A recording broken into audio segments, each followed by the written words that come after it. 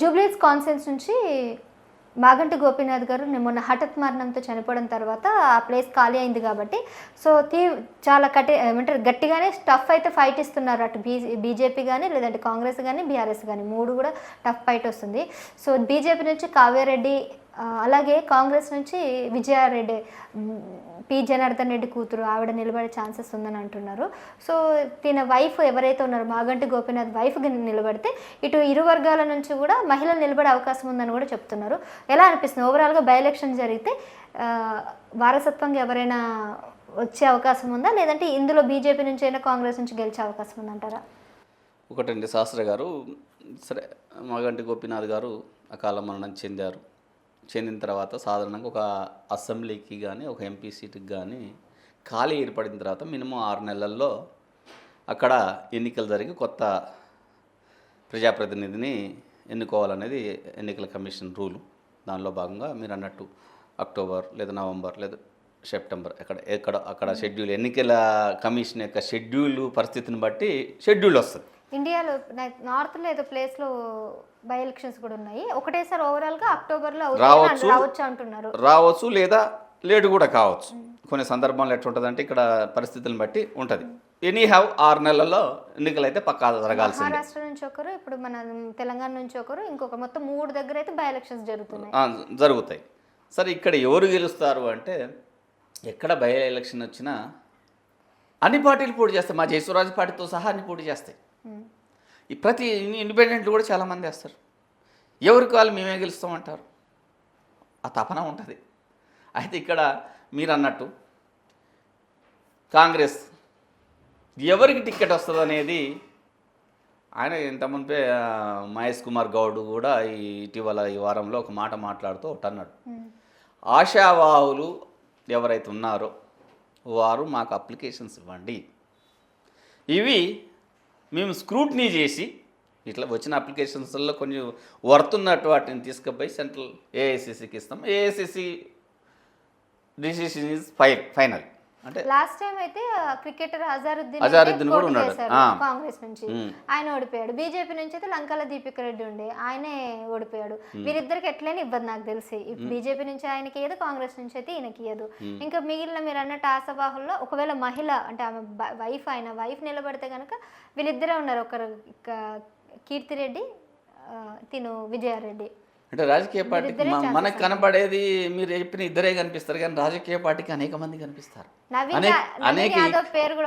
అదే చెప్తున్నా, అనేక మంది కనిపిస్తారు. నవీన్ యాదవ్ లేకపోతే ఇద్దరు మహిళలు కాకుండా ఇంకో 10 మంది మహిళలు కూడా ఏ పార్టీ అధిష్టానానికి కానీ చాలామంది కనిపిస్తారు. అక్కడ నిర్ణయం తీసుకునేటప్పుడు రకరకాల ఈక్వేషన్స్ కౌంట్లోకి తీసుకుంటుంది. సో అక్కడ ఎవరో ఒకళ్ళకైతే ఇవ్వాల్సి వస్తుంది, ఒకరికి ఇస్తారు. అయితే మీరు అన్నట్టు బీఆర్ఎస్ సరే సాధారణంగా ఏంటంటే ఉప ఎన్నికల్లో ఎక్కడ కూడా భారతదేశంలో ఎక్కువ శాతం 100% నేను చెప్పను, ఎక్కువ శాతం చనిపోయినటువంటి కుటుంబం నుంచి యాక్టివ్ క్యాండిడేట్ ఉన్నప్పుడు యాక్టివ్ క్యాండిడేట్ లేనప్పుడు కూడా సపోజ్ ఉదాహరణకి పాలేరులో గతంలో రామరెడ్డి వెంకరెడ్డి చనిపోయినప్పుడు మినిస్టర్గా ఉన్నప్పుడు ఉప ఎన్నిక వచ్చినప్పుడు వాళ్ళ భార్యను నిలబెట్టినా గెలవలే. ఎందుకు గెలవలేదంటే ఆమె ఏజ్డ్ పర్సన్. అట్లనే ఇక్కడ సపోజ్ ఇక్కడ ఈమె మాగంటి గోపీనాథ్ గారి భార్య యాక్టివ్గా ఉండి సమాజానికి సర్వీస్ చేయగలరు అన్నప్పుడు తాను చనిపోయినటువంటి సానుభూతి మాకు యాడై రేపు ఓటర్లలో ఒక మార్పు వస్తే మీరు అన్నట్టు ఒక మంచి ఫలితం రావచ్చు. కానీ మహిళలనే కాకుండా ఇక్కడ ఏంటంటే బీఆర్ఎస్ఆ, బీజేపీ, కాంగ్రెసా ఉప ఎన్నికలు ఇవి ఉండవు. ఎక్కువగానే ఉప ఎన్నికలు ఎక్కువ ఉంటుంది అంటే అధికార పార్టీకి సపోజ్ ఒక ఎడ్జ్ ఉంటుంది. అధికార పార్టీ అది ఇక్కడ కాంగ్రెస్ తీసుకునే క్యాండిడేట్ని బట్టి ఎడ్జ్ కూడా ఎప్పుడు ఉంటుంది, కాంగ్రెస్ అనౌన్స్ చేసే క్యాండిడేట్ని బట్టి ఆ ఎడ్జ్ గెలుపుకు దగ్గర ఉంటుంది. లేదు సెంటిమెంట్ వర్కౌట్ అయింది బీఆర్ఎస్, ఆ సెంటిమెంట్ వర్కౌట్ ఎప్పుడు అవుతుంది, అక్కడ ఇచ్చినటువంటి క్యాండిడేట్ చనిపోయినటువంటి కుటుంబం నుంచి వచ్చినటువంటి క్యాండిడేట్ యొక్క స్థితి అది వర్కౌట్ అయిందనుకోండి, అధికార పార్టీ ఉన్నా ఆ చనిపోయినటువంటి ఎవరైతే బాధిత కుటుంబం ఉందో వాళ్ళకి ప్రజలు సాధారణంగా ఏంటంటే మీరు చూడండి అమ్మా, సమాజంలో ఎట్లుంటుందంటే పచ్చి గూండాన్ని కూడా రోడ్డు మీద వేసి కొడుతున్నప్పుడు అయ్యో పాపం అంటుంది సమాజం. కొట్టండి అన్నది. అంటే సానుభూతి అనేది సహజంగా మానవ సమాజంలో ఉంటుంది.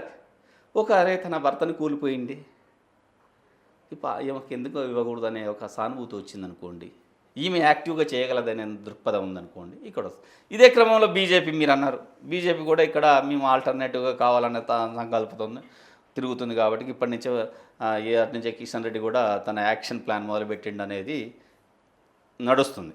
ప్రతి పార్టీ, ఈవెన్ మా జయస్వరాజ్ పార్టీ కూడా ఆల్రెడీ క్యాండిడేట్ని ఎత్తుకునే క్రమంలో ఉన్నాం. ఇది సహజంగా జరుగుతుంది. సరే బీజేపీకి ఓటు బ్యాంకు వస్తుందా అంటే చెప్పలేము. ఇక్కడ ఏంటంటే మేబీ అవకాశం ఉండొచ్చు, కానీ అధికార పార్టీ తన శక్తులన్నీ ఉపయోగిస్తుంది.